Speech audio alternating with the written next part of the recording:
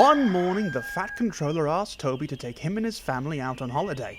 But while playing in the nearby beaches, the Fat Controller's grandson had found a mysterious map to seemingly unknown parts of the island. Come along, we're going exploring. Toby was excited, and so were the children. They hurriedly climbed aboard Henrietta, and soon they were off. They trundled down Toby's old line. Thick trees blocked the summer sun out, and the line was overgrown in places.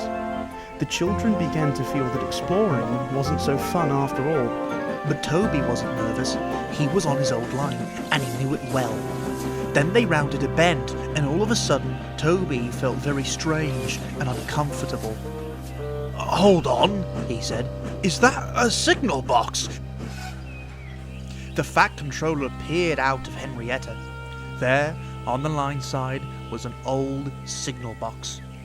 Despite the fact the line was long since left to ruin, the box was clean and tidy. Next to it stood a tall man dressed in a signalman's uniform. "Never you mind the box, look beside it!" cried his driver. The Fat Controller was stunned. Stay inside, children, he said, and hesitantly he approached the strange box. "Hello, sir," said the signalman. "What brings you this way?" The Fat Controller stared. The signalman was well dressed, didn't have a speck of dirt on him, and he looked quite pleasant. Good day, my good man, said the Fat Controller, regaining composure. We're trying to find an old castle. He showed the signalman his map, who looked enthusiastically down at it. "Oh, I know the place, sir. There's a small junction not too far down the line. Just switch the points." The Fat Controller paused. Surely you can set the points from your box, my good man. "Oh, I'm afraid not, sir," sighed the signalman. "This old box has been giving me trouble all day. I'm hoping to fix it soon, mind you, but in the meantime you'll have to set the points yourself. I'm terribly sorry for the inconvenience, sir." The Fat Controller was puzzled, but agreed. With a final "Thank you," he climbed back into Henrietta, and Toby set off again. Toby wasn't sure, but he thought he noticed something familiar about the signalman. The rest of the day went splendidly. But Toby couldn't stop thinking about the signalman. It lingered over him all throughout the day.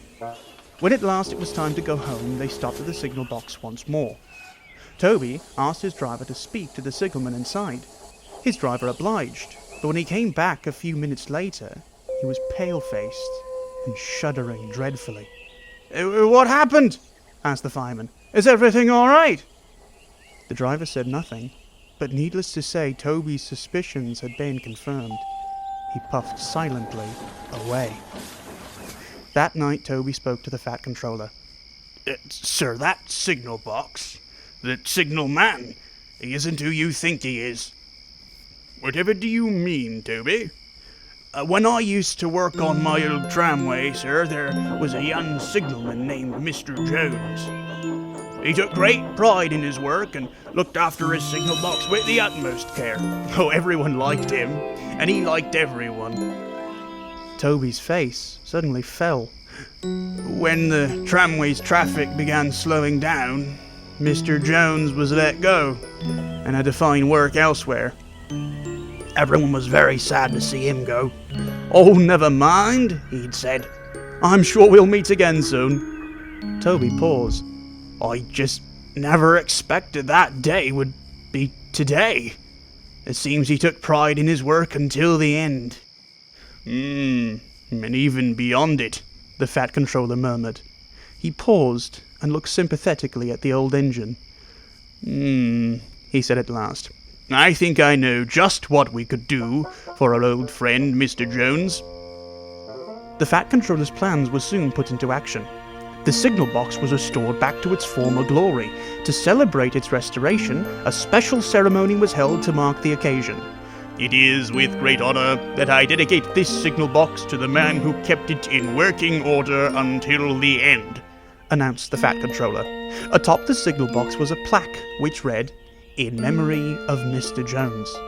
Everyone cheered, including Toby, and although no one could see him, Toby felt quite sure that Mr. Jones was there too, smiling bashfully.